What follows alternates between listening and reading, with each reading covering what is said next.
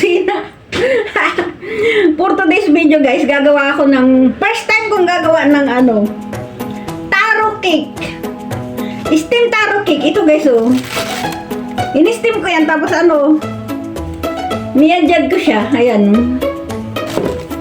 Ayan, first time kong gagawa. Tapos ayan na guys, so lalagyan ko ng 5 itlog. 2 tasang gatas. Saka butter. Ay, ito yung butter. Oh, minelt ko na yan sa butter.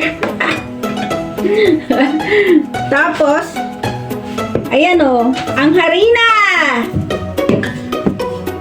So, ngayon ang gagawin natin guys ay pagsasama-samahin muna natin yung mga wet ingredients. Wait. Malinis to. Malinis na to. Ayan.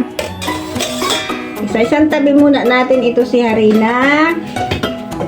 Ang ilagay natin sa harap ko ay ito. Ayan. Ilagay na natin ang 5 itlog. At saka, gatas. Marami ata. Bawasan ko ng konti. Butter.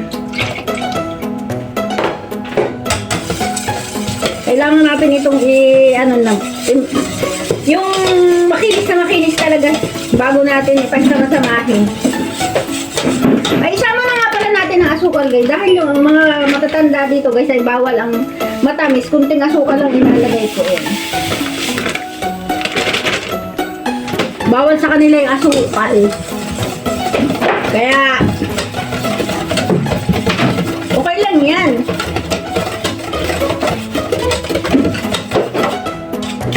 First time ko gagawa ng taro steam cake. Kasi pagsipag nung nasa likod ko. Shoutout Ibaling. Hi Ibaling. Ibaling, shoutout muna Ibaling. Sabi mo hi, hi vlog. Hi vlog. Sabi hi vlog. Ang sipag nga guys. So ayun, habang ako'y naggagawa, linis yan, linis. Pagsipagan ng to. O, kunwari lang yan. Kunwari lang to. Kunwari lang niya. Bago sweldo kasi kaya nagyayabag. Kapalata dyan. Wala na tayong pera. Bagong sweldo pero walang pira. Anong klase ka? Tapos ito na guys. Yung harina, lalagyan natin ng 1 sachet na baking powder. Hindi ako prepared. Lalagyan din natin ng kaunting baking soda. Wait. Sorry naman, hindi ako prepared. Kunti lang. 1 kutsarita lang. Yan. Para umalsa.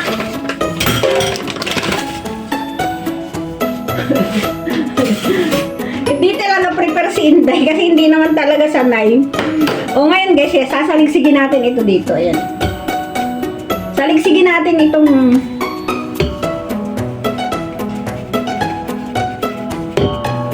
saligsigin natin. Para yung para o diba, para walang buo-buong harina. O, ayan, nakita nyo na. Wow, galing ni Inday. Isang tabi muna natin lahat yan. Gala-gala lang. Pasensya na guys, kasi hindi naman tayo sanay talaga mag-baking. Ito yung mga ko lang talaga.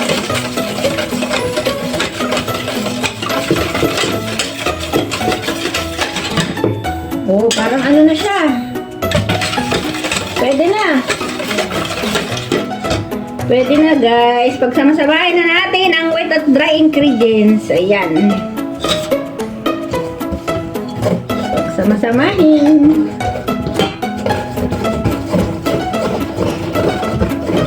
Ganyan lang guys kasimple ang paggagawa ng taro cake. Wait. Panghuli na yan.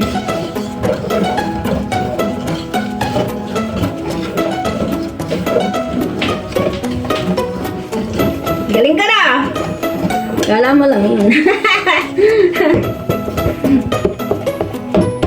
Basta marami kayong matututunan guys sa akin. Pag lagi nyo pinapanood ang aking vlog.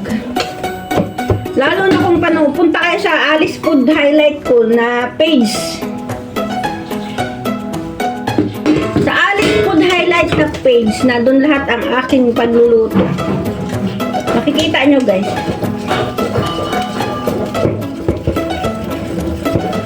Galing ko, no? Proud of myself!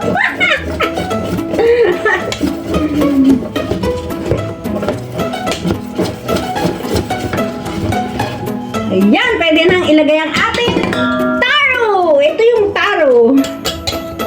Ayan. Kamayin. Bago ako mag-umpisa ng paggagawa ng cake, guys, ako ay naghugas ng aking kamay na hugas na hugas. Dahil kami din naman ang kakainin to, kaya kailangan ay malinis na malinis. Alam nyo ba yon? Ang galing ko talaga!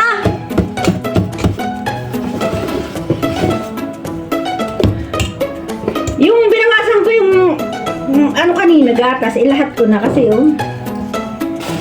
feeling ko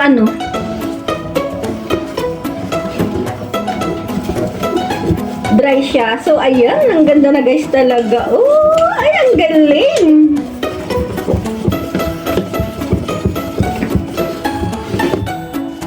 Ang galing talaga. Alam niyo guys, sa tingko ko ito lulutuin. Kailangan magpainit ako ng tingko. Nalimutan ko magpainit ng tingko kung pinaglulutuan. Kailangan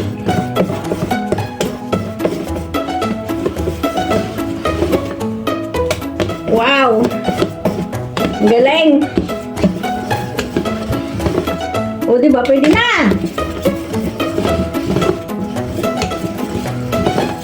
Makakatikim na naman ang aking mga madam ng masasarap kong lulutuin. Alam nyo guys, yung mga madam ko, once na natikman niya yung aking ginawa, uulit-ulitin niya yan. Tapos, iririgalo pa nila yan.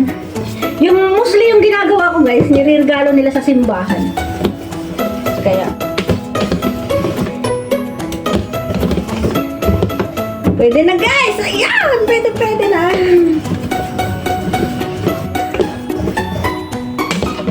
Magre-ready na ako ng magpapainit muna ako ng tingko. Kasi kailangan mainit na mainit yung tingko bago ko ilagay. So, wait na lang guys. Dahil, uy, ang bilis ko Alam nyo guys, ang preparation ko at saka pagluluto ay 45 minutes lang. Preparation at saka pagluluto. Within 45 minutes, mayroon ka ng masarap na cake. Ganun ako kabilis. O, ayan. Pwede na nating isalin sa ating mold.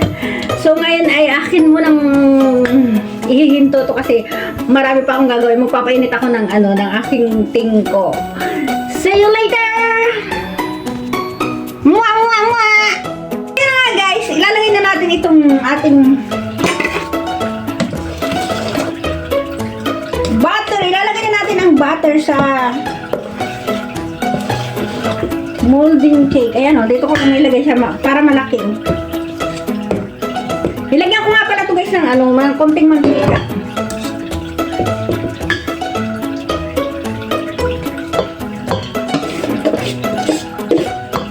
Ayan, hindi nakikita yung beauty ko. Kailangan makita yung beauty ko.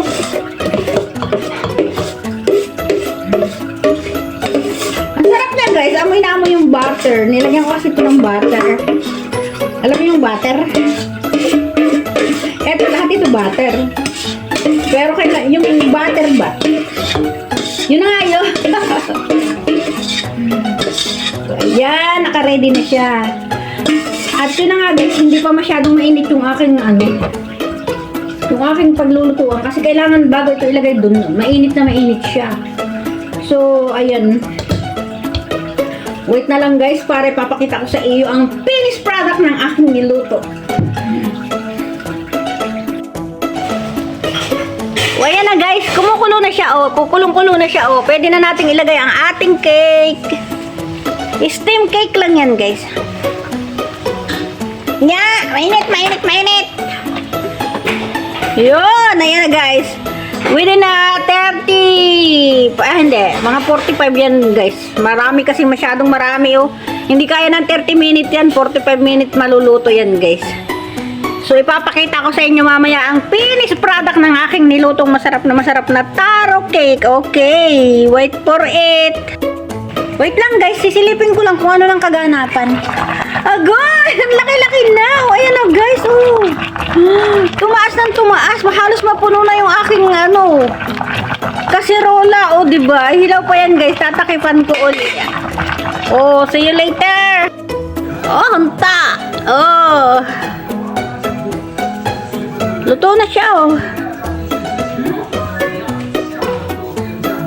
Since luto na siya. Oh, ayan ang finished product ng aking taro cake. Ang sarap.